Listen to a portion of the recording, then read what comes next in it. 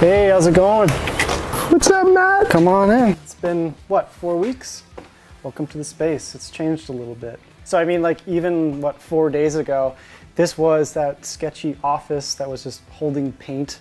We just kind of ripped all of that out. Matt, you good up there? Holy! But anyway, we've got some bikes around here. This will all get finished soon, but Oh yeah. I put Vin 1 out. Vin 1. There's the first Bandit.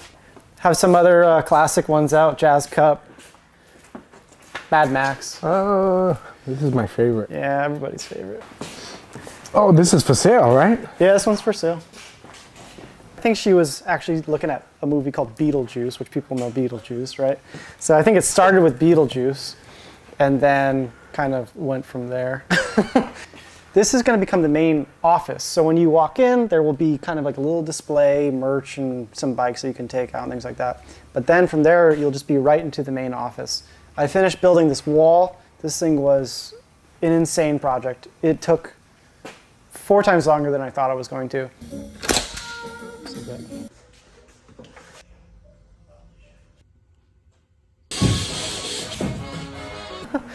But right now, I'm here, John's over here, and we're making moves. Yep. Are we going in? Yeah. All right. This space is where production is going right now. Got 2 stands right here. Maybe eventually we'll do 3, but for our production volume, I like to keep it kind of small. Right now, Aaron is designing a bunch of graphics. So you can see all these openings. So there's going to be a graphic, a giant vinyl graphic that fills in all that space. Oh, that's going to look nice. It's going to be really cool. Yeah. This space is really going to develop, which will be fun. So we'll have just short-term kind of Bandit parts. So if you do different handlebars and different headlights, all those parts will be in here in a nice closed room. And then next to that, where this window is, will be the next big step. We're going to build another giant room in here. And we need the window for ventilation. So that will allow us to build a legitimate paint booth setup for painting frames and a whole welding station, right? Because right now I'm just open welding and that's not great. One huge thing that we gained was this mezzanine up top, right? So like you can see there's probably, I don't know, there's probably 30, 40 batteries up top. So yeah, coming back around this corner, this is kind of like what we would call our development room. So Taryn can do custom bikes in here. That allows him to not be taking up space on the production floor. And then we actually have a new intern. His name is Shuffy. He is working on all of the Javelin electronics. So like around this turn, you'll see tons of Arduino and other kind of electronic stuff. He's the guy that's been working on all that kind of fun programming. Besides that, in this room, we just have our test bench. So if people have, let's say you blow a controller or you kill your motor or whatever it is, when you send your parts back to us and we evaluate them, we put them on our test bench and we run through all sorts of testing to figure things out. This is also where we program the bikes before they go out. And then over in this room, Aaron's doing some graphic design stuff, but that's going to become... She's into that? Yeah, but that's going to become a media room. I'm excited for this room in particular just because we've never had like a dedicated media space. And so we've wanted to do this for a very long time where we had like an actual sit-down desk and a set and Teo could just go into that room. I could go into that room, John could go into, anybody could go into it, and we could just make weekly videos. And like one of the ideas, yeah, we definitely want to do a podcast. The other thing is, oh my God, the number of DMs and emails we get for people just having questions about their bikes. And when I say that, I don't mean Spark bikes. I'm saying, you name a brand, we get a question from somebody that's saying, hey, this is happening to my bike and the companies aren't getting back to me. I am reaching out to you as a last resort kind of deal. So I like the idea of doing this thing every week where we just allow people to send us questions. And I just say, hey, it's Friday. We're looking at our week's worth of questions. And I pull up a list and I say, okay, here's the answer to that question. Here's the answer to that question. Yeah, it's a good one. All right. to do is leave as much on the bike as possible, just to make it easier for people. So even things like turn signals, people will have trouble doing. So that'll stay on there, and then we just turn it in.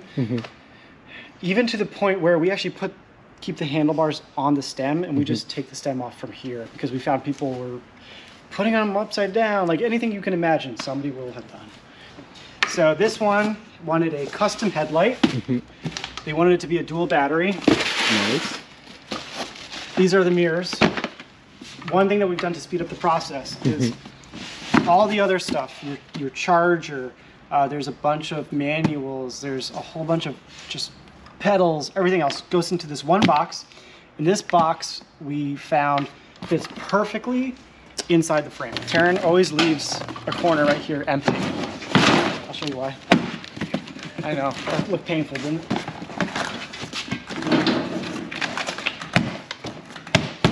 Everything's padded in here.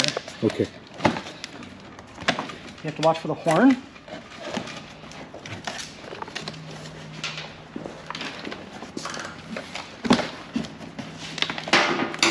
And on my side, you're on the chain. Chain, right? Just keep that in mind. Yep. Just be careful if you shake too much, the handlebars might fall in. Okay. All right. Yeah, not bad. And the inside of the box is 10 inches wide. So this fits Perfectly. in. So it also acts as a stabilizer as no well. rocking. Yeah. This has taken years, honestly. It's like 2 years To get develop? this all working. You know, enough bikes get thrown around by UPS. We love UPS, but man,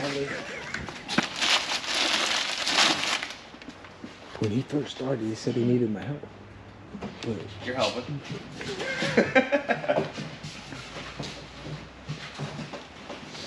No, this is good because we're doing a new packaging method. So we're testing this out. And so far it's going way faster. Because it would take us like an hour? more. Really? Yeah, because you just had to you had to Take wrap too many everything things so apart. intricately. I gotcha. You know, ugh. And then once you get it in the box, there's still like 3 things you have to do. okay, so now, I don't know, we don't really have a name for it. The only thing I've been calling it lately is spider webbing. So, This thing? yep. Spark plug. Okay. So, you take that.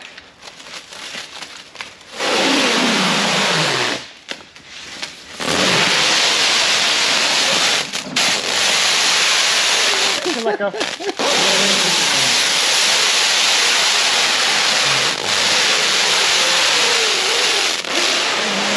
it like 5-5.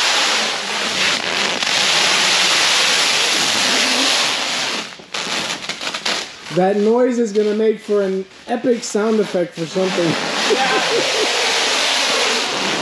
So this is preventing scratching. Like this stuff is really tough. Wow. And not only that, but we would have to tape all this on Individually. individually.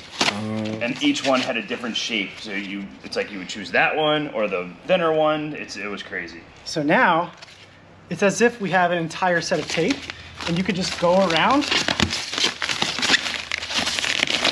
And that's if you want. You don't necessarily have to, right? Well, I mean, that's... You want to add the foam? We're going to. Yeah. So on the outermost pieces, like this derailleur Yeah. in the box, just getting hit, Okay. you want that protected. Let's see what else. Probably this part of the fork. I think it's good. Yeah, I think so. You good? Yep.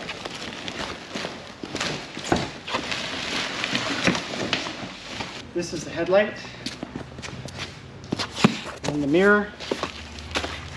All right, now we're good. Now this should fly. Yeah, this is... Hey! One more. All right, we're at the end here, Mr. E. Done.